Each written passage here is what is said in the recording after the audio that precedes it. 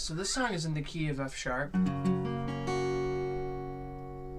And I'm going to show you the little intro riff that goes like I played in the intro. Okay, so that first line right there is what we're going to do is we're going to be on the 11th fret of the G string, which if you wanted to know, that's the F sharp note, or the key of the song. So what we're going to do is we're going to hit this like this, and then we're going to slide up a whole step to the 13th fret of the G string. So this is all on the G string. And then we're going to slide down to the 10th fret of the G string. So 11th fret, 13th fret to the 10th fret.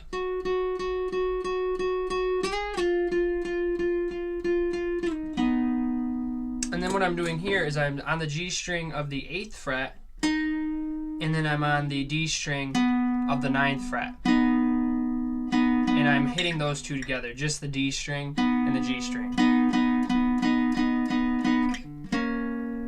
And then what I'm doing there is I'm moving my ring finger to the 8th fret of the D string, and then moving my first finger to the G string of the 6th fret. So far, that whole riff, and that's the entire riff, is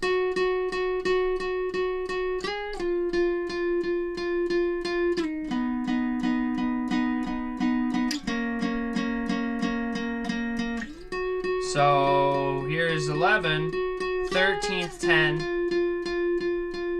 8 and 9, 6 and 8. And then that's the intro riff. Now that actually isn't played through the entire song, so I guess it's fair to say that it's the entire riff of the entire song. If you listen to the track, you'll hear this.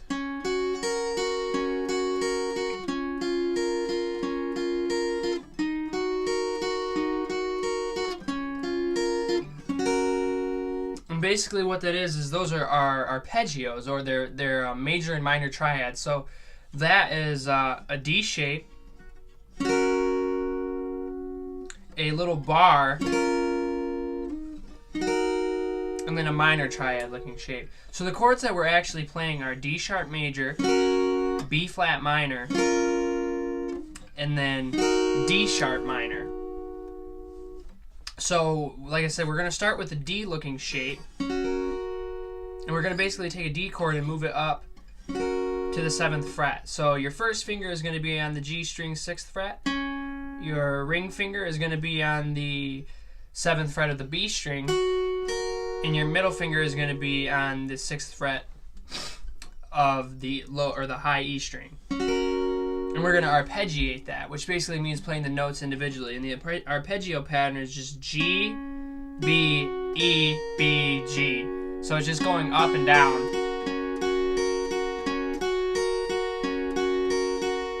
That's the pattern for all of the arpeggiating shapes. The next shape that we're going to have is a B flat minor triad, and that's just a bar on the 6th fret of the G, B, and E strings. So we're just going to do a bar. So far we would have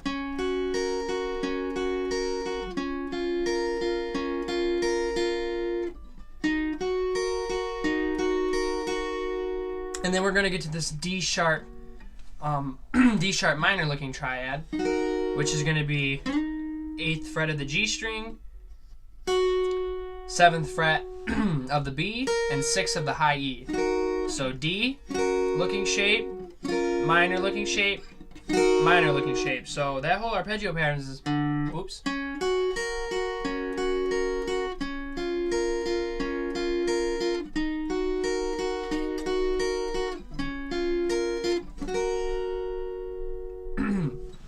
Now that's all played over that riff that I played earlier. And basically, if you were a beginner and you didn't want to be able to do the arpeggios or the riff, you could just play the chords. F sharp, B flat minor, D sharp minor, B flat minor, F sharp. So with Modest Mouse, there's a lot of different guitar parts that are going on and overlaying. So that's why if you listen to that song, it's actually simple in context, but actually very overlaid and difficult. So there's multiple different parts that you could play. If you're playing this as a soloist, you could play the arpeggios, you could play the chords. If you had multiple guitarists, you could do the riff, you could do the arpeggios and the chords. So for a beginner, I'm going to just show the actual chords again and for the entire song. And then I'll break that strumming down a little bit. But again, the arpeggio is just that D looking chord, that minor looking shape, and another minor looking shape with that arpeggio pattern.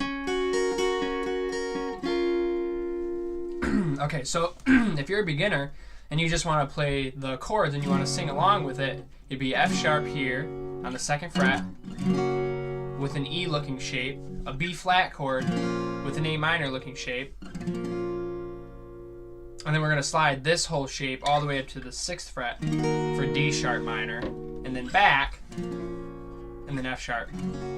So something like this.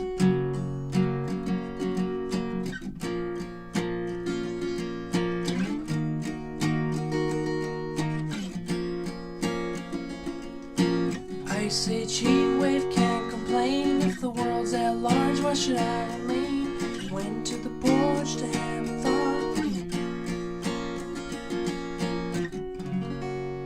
So I try to break that strumming down a little bit, but like I said, essentially you're just going through that chords in a circle. So F sharp, B flat minor, D sharp minor, B flat minor, F sharp.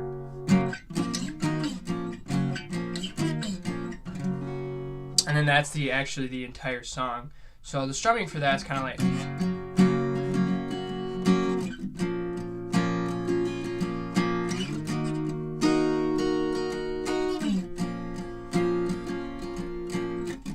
Bear in mind on the actual recording, there's nobody that's actually playing chords as far as I can hear on the actual recording. Everything is just basically these arpeggio patterns, and that's what is actually being played in that main riff.